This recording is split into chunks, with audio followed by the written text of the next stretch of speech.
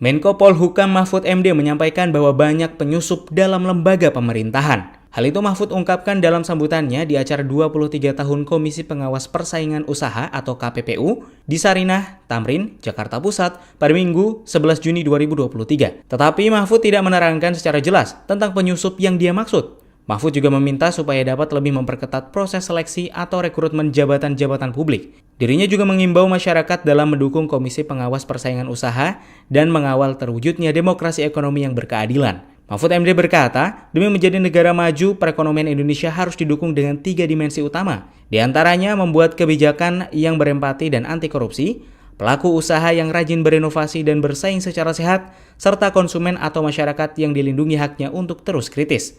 Mahfud berkata bahwa 3 dimensi itu adalah kumulatif atau harus dikerjakan semuanya dan tidak bisa dipilih salah satu.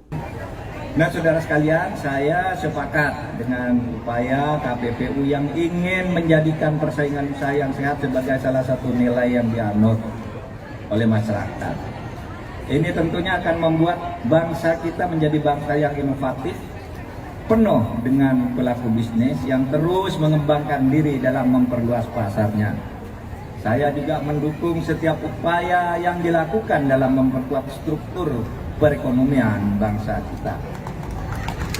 Jangan kita terlena dan menutup mata dengan upaya pelemahan struktur dari dalam.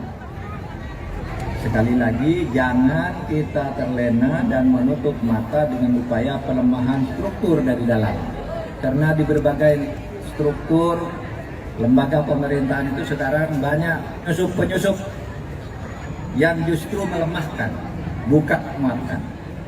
Oleh sebab itu, proses seleksi atau rekrutmen jabatan-jabatan publik juga harus lebih diperketat, tidak boleh berdasar pesanan, terutama untuk lembaga-lembaga penegak hukum. Saudara sekalian, mari kita dukung KPPU dalam mengawal terwujudnya demokrasi ekonomi yang berkeadilan bagi seluruh rakyat Indonesia.